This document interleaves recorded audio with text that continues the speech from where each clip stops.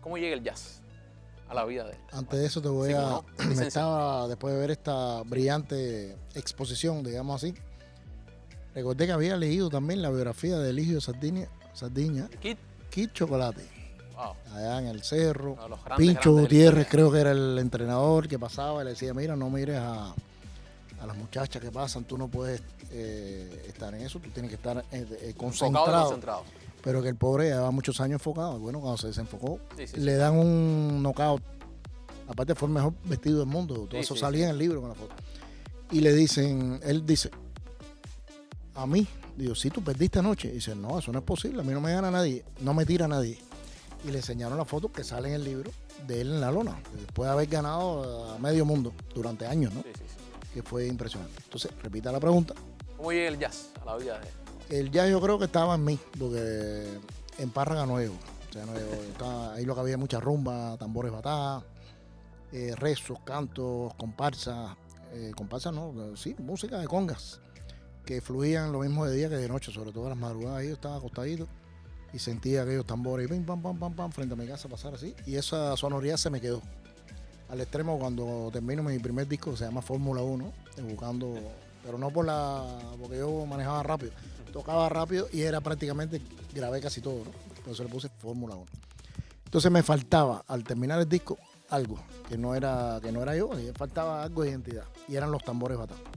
En ese caso tuve a Jesús Alfonso, que era el quinto de Muñequito y Matanza, y Tata Bueno, que en paz descanse los dos.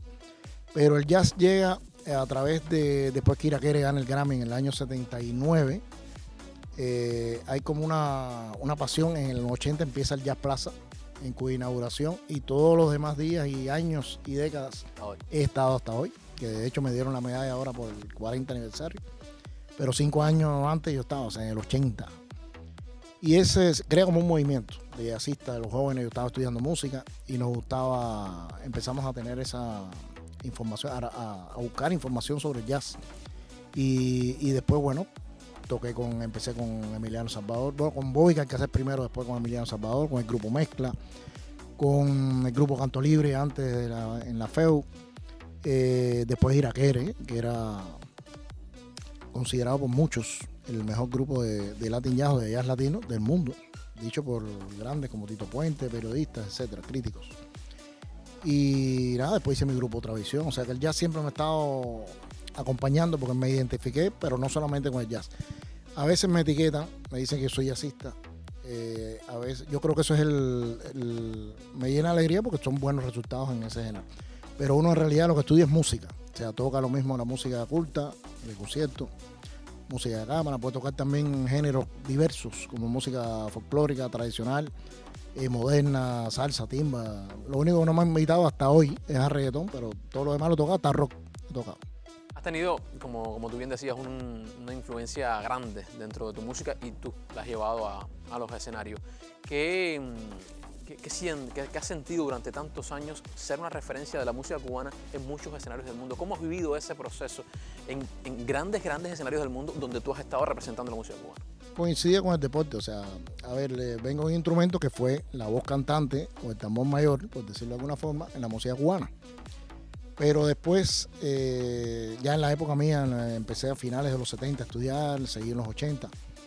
Y entonces llegaba a los diversos formatos musicales. Por ejemplo, los jazz band, los conjuntos tenían 4 trompetas y estaban cerrados. Ellos no querían flauta. El jazz band me decían, ¿qué saxofón usted toca? Y yo, ninguno, ni voy a tocar. O sea, yo soy flautista y quiero tocar flauta. Out, me botaban. O sea, me botaban, no, me decían, mira, por favor, aquí no, hay que tocar un saxofón. Otros se me acercaban y me aconsejaban, toca un saxofón para que sea más completo. Y yo, no, yo no quiero tocar saxofón, yo quiero tocar flauta. Y entonces me convertí en una especie sin querer, de defensor de la flauta. Al extremo que hubo una prensa, no sé si fue en Nueva York o en Los Ángeles, que me decían libertador de la flauta. Porque además, en mi época, en la televisión pasaban muchos programas en vivo con charangas, orquestas típicas o charangas, que tocaban con violines, chachachá, danzón, Neno González, El Aragón, Jorrín, etc. Y yo no, o sea, notaba, empecé a descubrir con los muchachos de la escuela, que somos tan inquietos siempre los estudiantes, la música de Brasil, el bossa nova, la samba. Sabía que existían otros horizontes musicales, otros universos, por llamarlos así. y que había un contraste entre el ritmo tan rico que había en Cuba y las armonías, que es decir, bueno, lo sabemos por las novelas, ¿no? La riqueza esa armónica que tienen las melodías de Brasil. Y yo quería organizar todo aquello. Eso te lo mezclo con el hecho de que no me dejaban tocar en algunos formatos. Entonces yo empecé a escribir música de los 12 años. Y resulta que en los primeros discos, de hecho ya como 20 o 30, ni me acuerdo cuánto, yo grababa con conjunto. En una ocasión grabé con un formato tipo Benny Moré, banda gigante. Septetos, de todo grabé, invité a Compay Segundo, Lino Borges, y todos, pero los solos en vez de ser de trompeta, como eran tradicionales en esos grupos donde no me dejaban tocar, eran de flauta. Y entonces ahí como que la flauta vuelve a tomar un aire y entonces me empiezan a considerar afuera y me siguen por ese estilo un poco diferente, que fue impulsado en el caso del jazz en Cuba por José Luis Cortés. Estoy hablando de flauta. Porque de piano, de otras cosas, sí, aprendí con Chucho Valdés, que trabajé 6 años, Emiliano Salvador. Pero en el caso de la flauta, el primero que moderniza, digamos de alguna forma, la manera de improvisar en la flauta, que ya no son los clásicos como Arcaño, como Richard Ewe y demás, que fueron genios de la flauta en Cuba, muy famosos en el mundo entero, ¿no? Pero José Luis Cortés, el tosco, rompe con eso. Entonces logra tocar eso más, introducir elementos del pop, del rock y del jazz también. Y ahí yo sigo ese ejemplo y lo desarrollo.